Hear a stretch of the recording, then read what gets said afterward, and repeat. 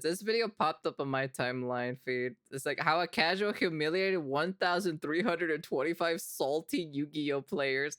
Dude, I gotta see this, bro. Like I said, I've been collecting Yu-Gi-Oh cards now. I've been getting back into Yu-Gi-Oh, but not playing it though, but collecting it. But like I wanna see this one dude humiliating a bunch of like pro players in a Yu-Gi-Oh tournament. I wanna see what he used or so in order to like make 1,000 people angry at him. Apparently, this is his first tournament. That's what it says on the thumbnail. It could be clickbait though, but I'm super curious what his deck is. I just decided to enter on a whim, basically, and I ended up winning.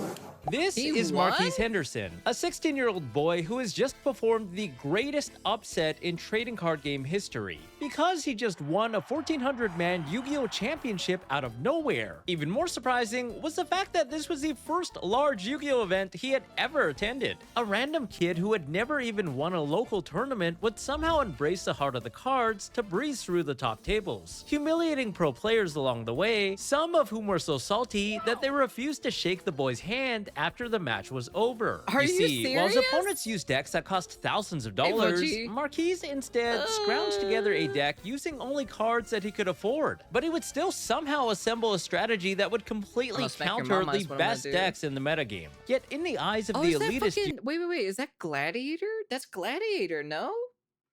You telling me this guy was using a Gladiator? Those are Gladiators. Yeah, that's Gladiator. Pot of Duality, Mirror Force. That's a Gladiator card.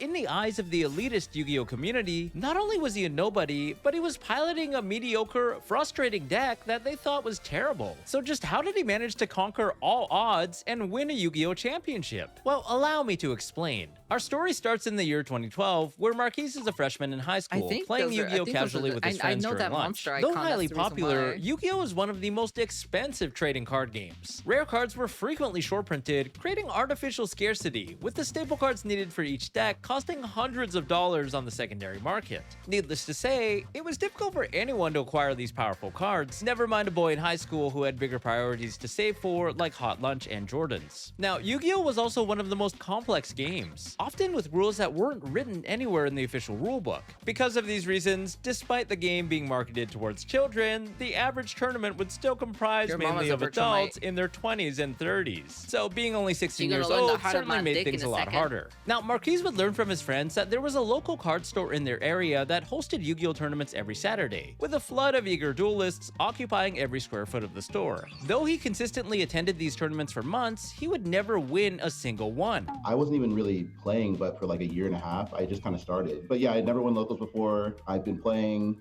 just with my friends and stuff like that. Being a big city, the players in his local scene in Atlanta were much more skilled and had the budget to play the most powerful decks. Yet with each and every tournament, Marquise would slowly improve. After school, he would go online to research the metagame on forums and watch videos to learn the combos. Outside of drumline and basketball, Yu-Gi-Oh had quickly become his favorite hobby. While his skills were no doubt improving, being a high school student, he still didn't have access to the game's strongest cards. Popular decks at the time included the Dino Rabbit strategy, which leveraged the cuddly Rescue Rabbit to summon out two normal dinosaurs that could be combined into the Evolzerlagia and Doka to negate card and monster effects. It would go toe-to-toe with the Wind-Ups, a combo deck that could set up an army of toys and rip away the opponent's hand on the first turn with a loop that involved recycling the Wind-Up Hunter over and over again. But they made these decks really hard to put together. Their signature cards were printed in the highest rarity, Secret Rare, which meant you would be lucky to even pull one out of a box of 36 booster packs. To give you an example, Rescue Rabbit and Evolzer Doka were both $80 each, and cards like Wind Up Zenmains were $150. And most of the time you could play up to 3 copies of a given card, so if you multiply that, it was pretty ridiculous even by modern day standards. But it gets worse, because there were 2 cards that were so powerful, every single deck would have to play them. Tour Guide from the Underworld was a generic monster that summoned Sangan from the deck, who could then search for all of the other deck's signature monsters when he was sent to the graveyard. But it also spawned 2 bodies for an instant XC summon, like Leviar the Sea Dragon to revive Rescue Rabbit, or Wind Up Zenmighty to summon out any Wind Up. And 3 copies of Tour Guide cost $450 because of its secret rarity, and of course, the waifu tax. Then there was Max C, a shiny bug that let the user draw a card for every summon the opponent conducted on a given turn.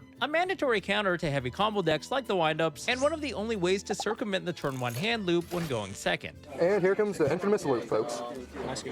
It's ironically still one of the most powerful cards in modern day, which justifies its $100 price tag at the time. In total, this meant that you would have so to he's spend pay well to over win $1,000 to build a solid Yu-Gi-Oh deck. Without these staple cards, you were basically put at a significant disadvantage, a barrier that many players would struggle with at the time, and honestly that kind of continues to this day. Marquise would obviously feel a little discouraged, knowing that this was an issue that he and his friends had faced. But one day in their group chat, one of Marquise's friends excitedly shared an idea. A deck that had somehow won the national championship the year prior out of nowhere. It was a TG stun deck. My friend showed me, he's like, oh, like this deck is cheap, you can play this deck. I was like, okay, I'll give it a shot. A strategy that leveraged using trap cards to stun the opponent out from playing. Like Skill Drain, which as the name would imply, negated all monster effects on the field. Skill Drain stops everything. And in my head, I was like, I didn't know too much. I was like reading all the cards. I'm like, is this not the best card in the game? Now, the whole concept of the TG deck was to stun out the opponent using the trap cards, while the Tech Genis monsters would replace themselves when they were destroyed in combat, creating a cycle of near infinite resources while whittling down the opponents using the traps. And since these effects activated in the graveyard, they were unaffected by Skill Drain, which only negated monster effects on the field. This deck is like great. Like this is the one I just win the most with. I just played so much with it. Played it for like 5 or 6 months, just that one deck. Marquise quickly jumped onto the idea. The cards were relatively cheap for the most part and easily accessible. The only problem with this deck was that its competitiveness was rather short-lived. By this time, it had since been outclassed by newer cards and excessive power. Cards are pay to win. Even in the digital card games are pay to win.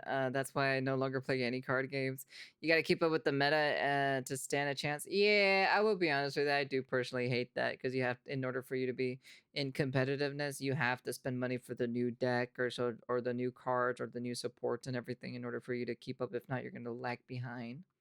Creep that was difficult for trap-based decks to keep up with, especially when going second. So the deck had been dropped by the rest of the player base. Like but Marquise would continue playing TGs. It became his signature deck, and he strove to make it even better, making tweaks to it day by day. This would continue for the next few months, and as time passed, Marquise would eventually participate in regional tournaments. These were events on a larger scale that would attract stronger opponents, often a few hundred, who would travel from other cities in hopes of placing in the top percentile to receive an invite to the national championship held at the end of the year. His best finish at these regionals would be a 7-3 final record, a career highlight. An impressive feat on paper, but not exactly notable in the competitive Yu-Gi-Oh scene, for you would typically need a 9-1 record to place in the top 8 and receive prizing. So naturally, no one in the competitive scene would know the name Marquise Henderson, never mind even in his own local area. But just a few months later, this would change completely.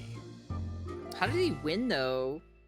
It was soon announced that Atlanta would be the host city for the next Yu-Gi-Oh! Championship Series, the most competitive tournament at the highest peak of the game that would draw over 1,000 duelists, including notable pro players who dominated the tournament circuit. Now, Marquise was rather unfamiliar with championship-level tournaments. His familiarity with competitive Yu-Gi-Oh! Was limited mostly. Wait, can anyone just sign up to compete in these things? I thought you had to like beat like regional tournaments in order for you to get accepted into the championship stuff. That's crazy. I never knew about this. To his area, with regional tournaments being the extent of what he had experienced. So when his friends told him about YCS Atlanta, he figured it'd be the size of regionals with 100 players or 2 at most. But he had no idea that this would be something far greater than he would have ever imagined. My friend just told me about this event. Like I didn't know what it was going to be. I thought it was like 50, 100 people. My dad, the first day I went to the event, YCS, he's like chilling in the free convention center. He's like, oh yeah, we can go to the convention center. I'll go with you. On the Friday of the tournament, his dad would drive him to the venue to pick up their entry badges. And only upon entering would he be shocked by the sheer scale of the event. Instead of a few hundred players, there was well over 1,000. That's There's crazy. Like a million people running around. I'm like, I don't even want to enter. He's like, you have to enter. We're already here. I'm like, okay, I'll enter. A robust hall filled with the most competitive, daring challengers, many of whom had ventured from the opposite side of the country to test their skills. Really? You see, the winners of this tournament in particular would receive the coveted Blood Mephist prize card, that to this day sells for thousands of dollars. Unlike the other prize cards, and for reasons unknown, the Blood Mephist has never been reprinted. Rumors say it's due to legal reasons with the card's original artist, meaning that the only copies of the card in existence to this very day were the limited copies given out to the winners of these tournaments, making it now one of the rarest cards in Yu-Gi-Oh! History. So naturally, there was a big prize at stake. Even in fighting game cons, people from the crowd can square up if if you sign up there. Not sure if you can still do that currently now. Oh, I see. There's no prize money. Something that Kazuki Takahashi instilled. Yu-Gi-Oh was meant to be fun. It is supposed to be meant to be fun, to be frankly honest. But before the tournament had even begun, these players had already activated their strongest card, the credit card. The vendors were completely overwhelmed, with players swiping left and right, forced to pay premiums on last-minute cards that they needed for competition the very next day. Most of them were using Dino Rabbit or Windups, with a few other decks in between that were equally as pricey. Luckily for Marquise, the expensive cards in his TG deck, like Pot of Duality and Solemn Warning, had already been reprinted the year prior, costing only a few dollars instead of hundreds. But nevertheless, he still wanted to make important additions to his deck where possible. With only $40 left to his name, Max C was out of the equation, certainly putting him at a disadvantage, especially when going second, and he would perhaps be the only player in the entire hall that was not playing the card. But at the same time, he had a feeling inside that for his trap-heavy deck, he wouldn't need it. And you know, saving $300 didn't seem like a bad idea either. Instead, Marquise walked up to the vendors and decided to finally splurge on a lone copy of Bryanak, Dragon of the Ice Barrier, a card that wasn't necessary for the deck at all, but could be made in niche scenarios with a TG Striker, and was another step to optimizing his deck into the strongest it could possibly be for the tournament the next day. Spent my last $40 on the Bryanak that I needed for my deck. I summoned it once, but it won me the game, so it was freaking worth it. Lastly, in place of the Max C, he opted instead to run 2 copies of the Beast King Barbaros, a card that had never seen. Oh, Beast King. Okay, I thought it was Gladiator because I was like it reminded me of the Gladiator card. That's the only reason. Yeah, because I have this card. I just didn't know the name of this thing.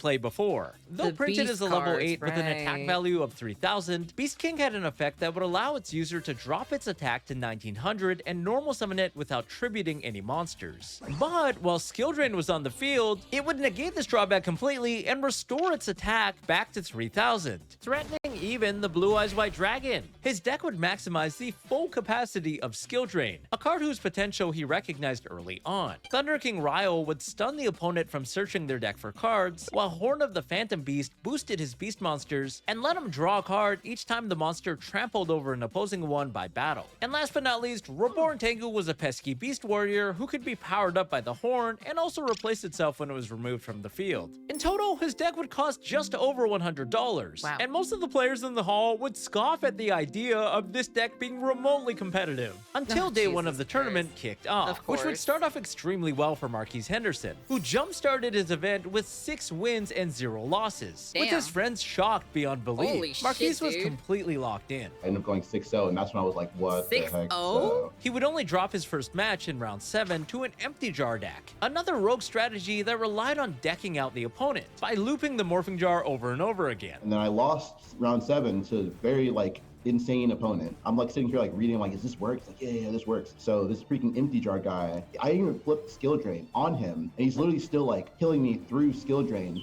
Flip up and then I'll chain book a moon. Okay, now it's face down, I'll dump your hand again. I was like, what? What are you talking about? But outside of this, all of his other opponents had utilized powerful meta decks, and some of these opponents became perturbed, for Marquise would have to read a lot of their cards, which agitated them even further because this dude was going around playing a frustrating rogue deck, but also reading the popular cards that they would have expected him to know with a 6-0 record at a major tournament like this. No, because if that was me specifically, I would have to read those cards too. I'd be like, I don't know what your card does. Does it look like I fucking know your goddamn fucking deck, bro? Chill the fuck out, man. And both his opponents and the judges were especially shocked to find that Marquise wasn't familiar with the combos and rulings that they thought were basic. When I say I wasn't really that into the game, I hadn't played for that long, the judge had to explain me for a minute or two about the rulings of Wind Up Shark and Wind Up Magician. So I'm like, how does that work? And I'm like, I don't know, whatever. I had to read a lot of the cards. Yeah, it was just a lot. I didn't know dueling was that much. It also pissed him off even further that he was flipping cards like Skill Drain that nullified their expensive cards. Some people didn't like the deck because obviously you just stun your opponent, stuff like that. Yeah, Are it is you what it is. serious? Obviously I drew freaking my the right traps very often, your skill drain a lot. These players People were got completely fucking shocked, and word of salty? mouth spread pretty quickly. Oh my Online chatter God. slowly begun, with rumors of an unknown duelist who was playing in his first ever YCS with a budget version of an outdated deck. Hello, a deck of crappy commons and rares from EXVC along with the 10 promos beat $1,000 decks. Idea that pissed off the pro players at the top tables. While many reveled in the chaos and cheered Marquise on, others were less than optimistic. Some of the pro players at the event even refused to shake his hand after the match, as they were extremely salty about the prospect of losing to such a player. And What a bunch of fucking salty ass crybabies, dude. Oh my god, dude. that locked them down from playing. Never mind Bro, one it's that just was a full fucking of cheap, card low game. rarity cards. I don't know if he appreciated, like, I just kept drawing skill drain. I kept drawing freaking skill drain, and he actually MST'd when I flipped another one in response. So I just have freaking 2 skill drains. He killed when I just have another one. So he was mad about that. Marquise would play against several I'm like, you could have 3 copies of a card or so in your deck. I'm just saying, you know? I'm like, what are you mad about? I'm like, bro has 3 copies in his deck. I'm like, everyone else has 3 copies of the same card. opponents utilizing the Dino Rabbit deck, a matchup like, that he expect found to the be second one, at favorable least. midway throughout the tournament. He would set as many trap cards as possible and then use skill drain to lock out their signature Evolzar monsters. What I was most afraid of was the Dino Rabbit deck, because they can just like, it's like a free negate. I'm like, oh, well, you can't even get around that. There's nothing you can do. I didn't even know what Dino Rabbit did at the time. I was scared of it. Some of the matches were just like brain dead easy. It wasn't even me. It was just like a good meta choice. And at this point, you're probably wondering how he did so well. I mean, it's his first major tournament. He's picking up cards Whales will crash out if money does not work out in their favor, which just means it's just a skill issue at the end of the day, you know? to read them. His opponents are frustrated. What was the secret sauce that Marquise had implemented? Well, for starters, none of his opponents were really prepared, and many of their decks would lack adequate trap removal or ways to counter skill drain. You see, a lot of these players weren't even playing Mystical Space Typhoon, which was a classic way to destroy a spell and trap card. They weren't playing Mystical Space Typhoon. What are you, a dumbass? In its place, they instead elected to play high-impact hand disruption cards that could be used on the first turn to try and stop the opponent from comboing, like Effect Veiler to negate the wind-up combo. And ironically, these cards happen to be absolutely useless against Marquise's TG stun deck, which neither summoned a lot of monsters nor utilized their effects. Because no one really cares about like the trap decks back then. Like, at least in that specific event, a lot of people just didn't even play MST. And I don't think some of them cited it. It was kind of smooth sailing if you just get that up and it was like you can stun your opponent, because a lot of people didn't see it coming. Since no one was prepared for it, this meant that skill drain was there to stay on That's Marquise's crazy. field, allowing him to ultimately finish with an impressive 9-2 final record. That's Called my dad, like, oh yeah, I'm just going to wild. play the tournament, What? have fun, whatever. And I called him after like round, I was like, oh, I think I have to come back. I think I have to come back to this. And he's like, why? I'm like, well, there's like a day 2. And I guess like I made the day 2. He's like, okay, we'll come back. Also, if you guys are enjoying this video, don't forget to subscribe to the That's channel so and wild, touch that dude. like button. After the 11 Swiss rounds, the final standings were announced before the top 32 players would face off in a sudden death playoff bracket to ultimately decide the winner of the tournament. And in 12th place was none other than Marquise Henderson. Holy shit, His friends dude. erupted in cheers. Marquise had done the impossible. He had made the top cut of a tournament with That's almost 1,400 players crazy. and defeated multiple pro players along the way with his own unique strategy. But his job wasn't done yet. He still had more Yu-Gi-Oh! To play. His top 32 and top 16 matches would be against Alistair Albanes and Michael Lux, 2 pro players with dozens of prior accolades, the former with a second place championship finish and the latter a first place champion. Both players were using Dino Rabbit, which skill drain and a plethora of traps would take care of. I was in the top cut, and you know they like rope off the freaking place for you for like the duelist to play. Had me, and I'm like looking at the concession. So when I won, like, oh, can I go over there? And he's like, no, you can't go any. You got to freaking stay here and do. I'm like, oh, this is freaking serious. Like, what the heck? I can't believe they're like keeping tabs on you. I was like, okay. On an empty stomach, top 8 would be an uphill battle, for his opponent, John Oxendine, would utilize a wind-up strategy that could spell doom for Marquise if he went second. Like I mentioned earlier, the deck had a signature turn 1 combo that could discard nearly every single card in Marquise's hand before he even had a turn to play, especially because his deck lacked the one defensive card that could refill his hand to prevent this, Max C. But luckily for Marquise, he would win the die roll and go first, setting up skill drain, which was more That's than just enough pure to luck stop at the that windups point. from, well, winding up. I did like go second against a lot of wine, and they just didn't have handling. Again, I just lucky. I don't know what the statistics. That's just of that luck are. right there. Narrowly avoiding disaster thanks to a little bit of luck with the dice roll, the semi-final match would once again This mofo literally called in Joey Wheeler to fucking take the wheel on the luck.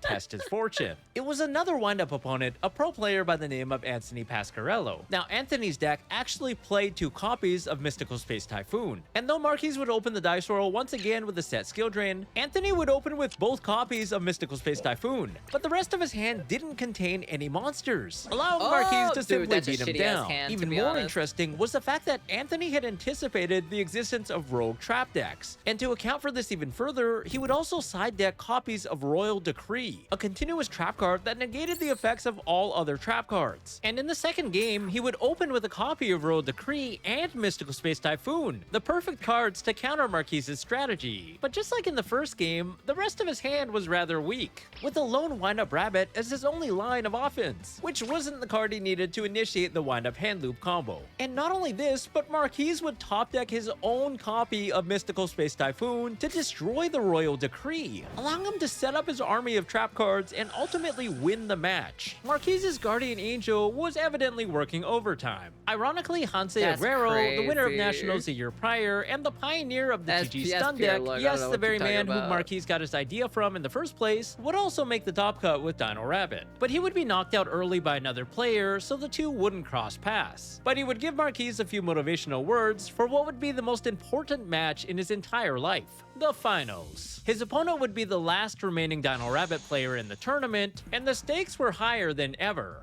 The guy in the finals, his name was Roman Rodriguez. I still freaking remember him. Great opponent. It was a great duel. He actually said in the middle, he's like, don't take my picture. And the staff was like, well, we need a picture. He's like, no, I don't do picture, I don't do picture. So like, you won't find a picture of him anywhere. So had he come in first, you actually wouldn't have a picture of the winner at all. Miraculously, Marquise would go first yet again and Interesting. set up the deck's most optimal opening play. A Beast King Barbaros backed behind 4 powerful trap cards, with, you guessed it, one of them Skill being Skill Drain. Drain. But the icing on top was a Starlight Road that would protect his field from being wiped away by Roman's Heavy Storm. In the second game, with his back against the wall staring down his worst nightmare in the form of 2 Ovosarlagias, he would somehow top deck a Pot of Duality, revealing the top 3 cards of his deck to add one to his hand. I used 2 traps, Thank you big for the 16 gates, months. but I'm still like dying. Did duality and I got dark hole. I freaking cleared it. So like This it was guy like the got double Dark agate, Hole? like the thing I was most afraid of. I ended up like Bro, this is the amount of BS I've ever heard in my entire life. The luck on this man is insane.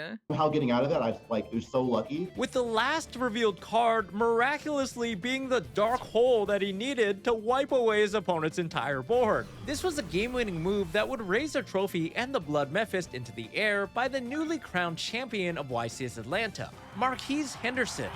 I'm Marquise Henderson. Speak a little louder, bro. I'm Marquise Henderson. I just decided to enter on a whim, basically. I decided to enter with TG Stun, and I ended up winning. Like, I didn't even like realize that though, when I was so That's locked in at the fucking end of the day. crazy. Holy I was shit, like dude. at the end of like Nah, the that wasn't finals, even I was like, Ato. That's I don't know, fucking like, Joey I didn't know Wheeler what to right do. there. We're still no more dueling.